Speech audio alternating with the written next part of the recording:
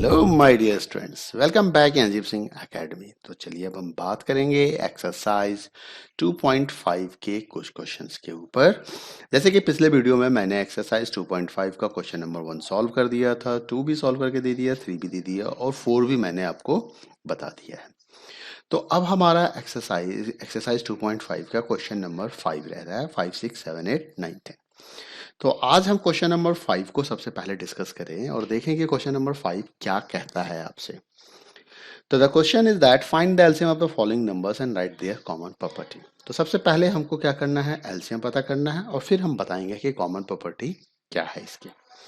तो question number 5 का सबसे पहला क्वेश्चन दिया हुआ है 5 एंड 20 और आपको इसका एलसीएम निकालना है। तो 5 और 20 का अगर हमें एलसीएम निकालना है तो मैंने यहाँ पे लिखा 5 20, यहाँ पे लिख दिया 5, 5 1 जा 5, 5 4 जा 20। तो एलसीएम जो हो जाएगा वो प्रोडक्ट ऑफ फैक्टर्स हो जाएंगे। तो क्या आएंगे, 5 मल्टीप्लाई 4, तो क्या आ गया, 20 आ गया।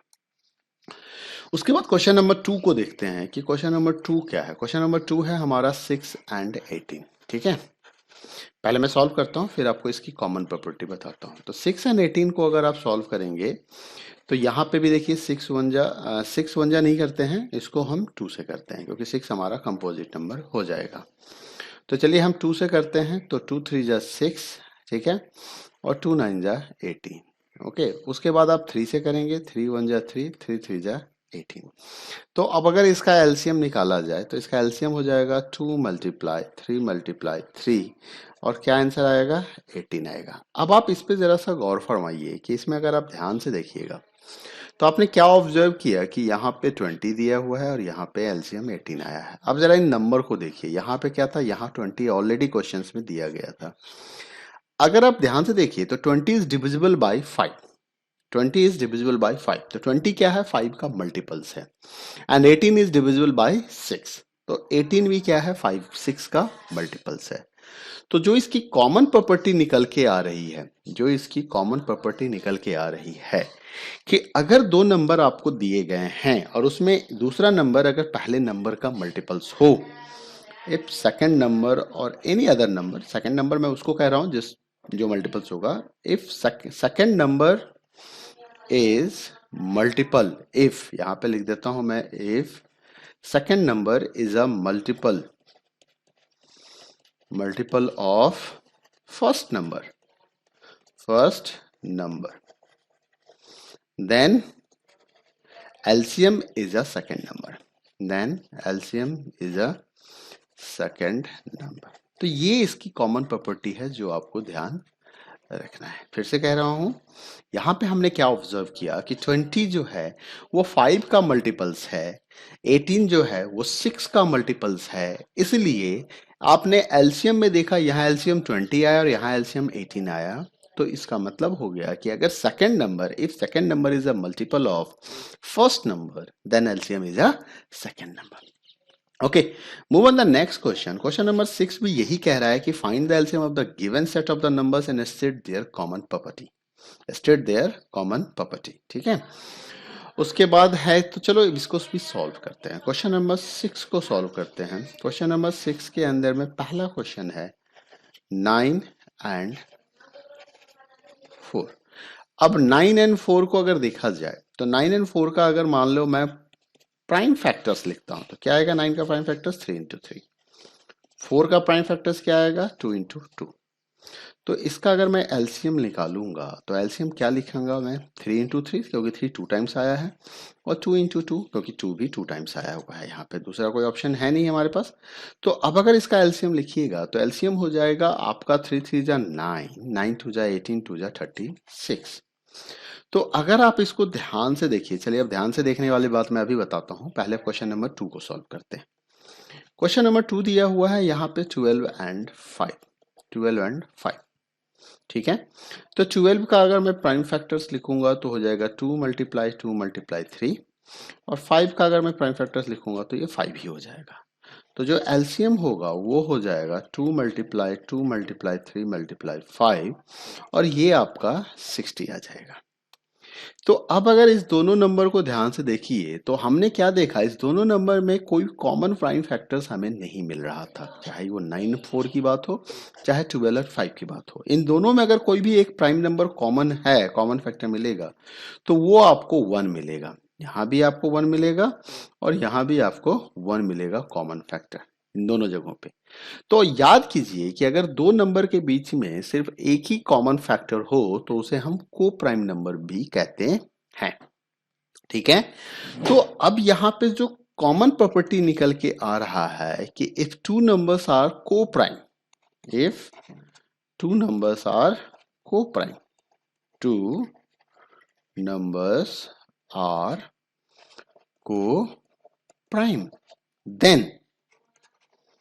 then their LCM is product of these numbers, product of that numbers, the product of those numbers कह दो, product of those numbers। मतलब कि 36 जो है वो 9 मल्टीप्लाई 4 है।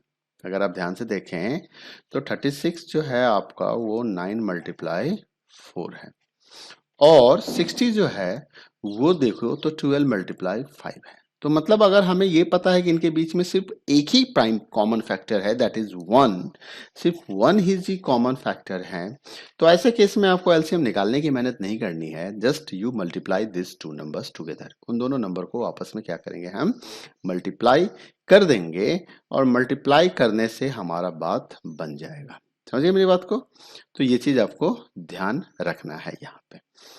नेक्स्ट क्वेश्चन नंबर अब हम 7 को सॉल्व करेंगे। क्वेश्चन नंबर 7 क्या कह रहा है, फाइंड द लिस्ट नंबर मतलब LCM which leaves a remainder 13 when divided by each of this number। तो कहता है कि क्वेश्चन नंबर 7 जो है वो कहता है कि एक ऐसा नंबर ढूंढिए जिसको कि इस 3 नंबर से डिवाइड किया जाए तो रिमाइंडर 13 आ जाए। बहुत सिंपल है। सबसे पहले हमें क्या करना होगा, सबसे पहले हमें एलसीएम निकालना होगा किसका, 15, 18 और 25 का।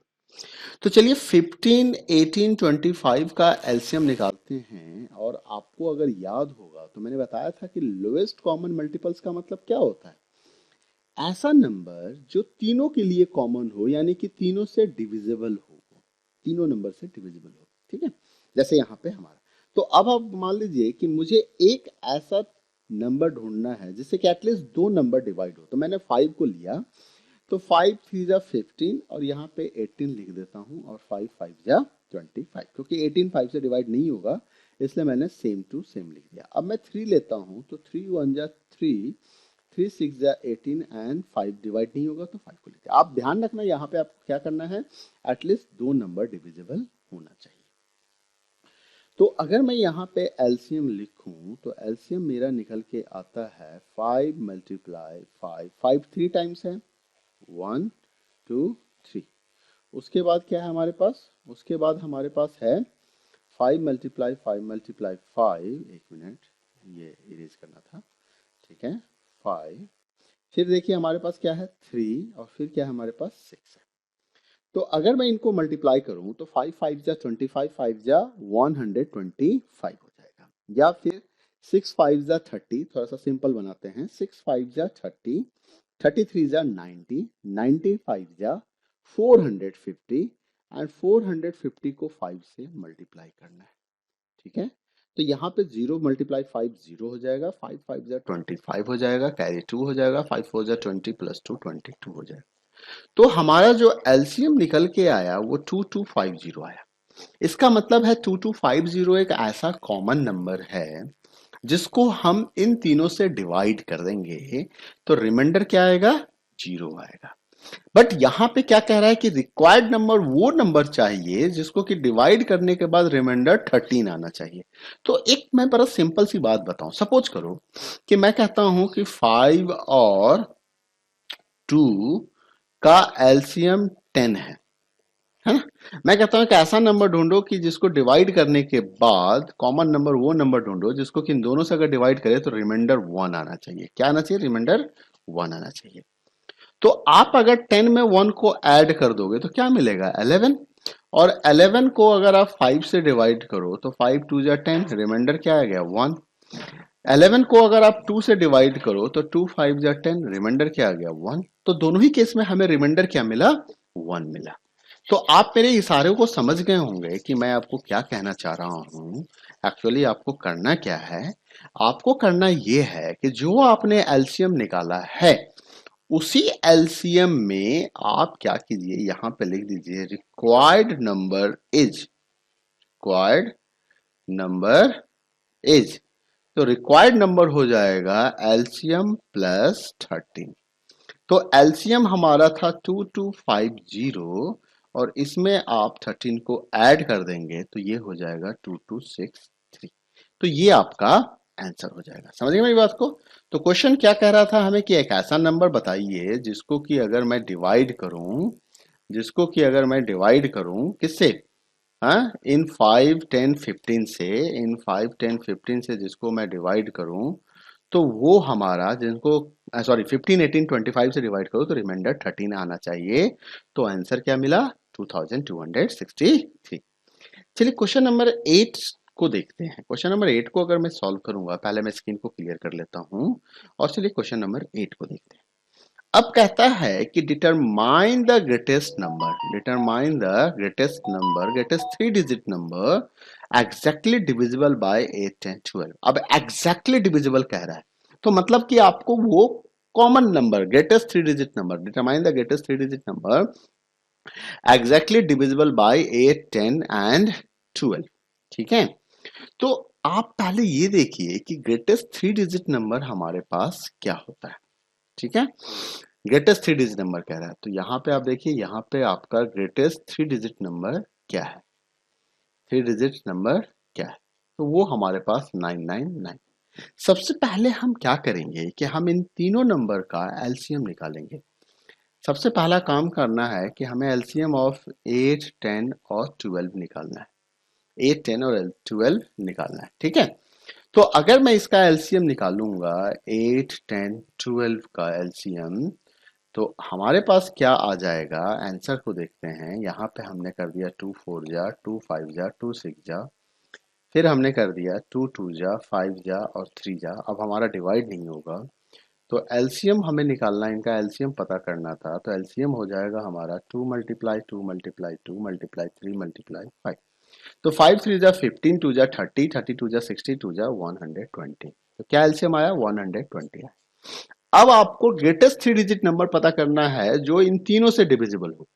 तो मैं क्या करूंगा इसके लिए, मैं इसके लिए क्या करूंगा 999 को 120 से डिवाइड करेंगे।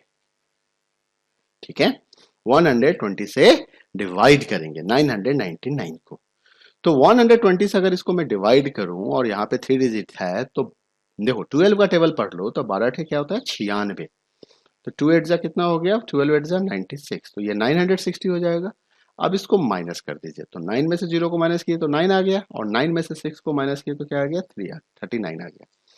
तो मतलब क्या है कि आपको क्या करना है कि रिक्वायर्ड नंबर जो है, जो रिक्वायर्ड नंबर होगा, required number greatest 3 digit number जिसकी हम बात कर रहे हैं, तो 999 में से 39 को माइनस कर देंगे तो क्या मिलेगा हमें 960। तो यही आपका आंसर हो जाएगा, ये आपका आंसर हो जाएगा। देखिए हमने क्या किया, हमने सबसे पहले एलसीएम पता किया दिए गए नंबर का, फिर हमने क्या किया जो ग्रेटेस्ट 3 डिजिट नंबर है उसको उस एलसीएम से डिवाइड किया। हमने पता किया कि रिमाइंडर हमें क्या मिला, और जब हमने रिमाइंडर पता कर लिया तो उस रिमाइंडर को ग्रेटेस्ट 3 डिजिट नंबर में से माइनस कर दिया और हमारा आंसर, रिक्वायर्ड आंसर आ गया। नेक्स्ट क्वेश्चन को देखते हैं। क्वेश्चन नंबर 9 की बात करेंगे। क्वेश्चन नंबर 9 कहता है 3 students start jogging together on a circular track. मतलब एक सर्कुलर ट्रैक है। क्वेश्चन नंबर 9 को समझिए कि आपके पास एक सर्कुलर ट्रैक है, ठीक है। अब इस पे 3 स्टूडेंट्स हैं तो टेक्स्ट, तो एक बच्चा जो है उसको 6 मिनट का टाइम लगा इस सर्कल को पूरा करने में, दूसरा बच्चा उसी सर्कल को पूरा करने में 8 मिनट का टाइम लगाता है, ठीक है, और तीसरा बच्चा उसी साइकिल को मतलब ट्रैक को पूरा करने में उसको 12 मिनट का टाइम लग जाता है। ठीक है। तो कहता है कि भाई ऐसा कौन सा टाइम, मान लो ये साथ में जॉगिंग कर रहे हैं, तो किस किस टाइम पे ये तीनों एक ही जगह पे होंगे। मान लो पहला बच्चा भी यहाँ पे दिखाई दे, दूसरा बच्चा भी इसी जगह पे और तीसरा बच्चा भी इसी जगह पे, वो टाइम कितने मिनट के बाद होगा। जैसे उन्होंने स्टार्ट किया, इन्होंने भी स्टार्ट किया, इन्होंने भी स्टार्ट किया तीनों ने, तो चलो ठीक है, उसके बाद वो कौन सा टाइम होगा जहां पे तीनों मिलेंगे। Three students, if they respectively take this times to how when will they meet again, दोबारा कब मिलेंगे वो, तो हमें ये पता करना है। तो इसके लिए आपको क्या करना होगा, आपको एलसीएम ऑफ 6, 8 एंड 12 निकालने होंगे। तो चलिए 6, 8, 12 का हम एलसीएम निकाल लेते हैं। तो इसका एलसीएम निकालेंगे तो हमें 2 3 जा, 2 4 जा, 2 6 जा।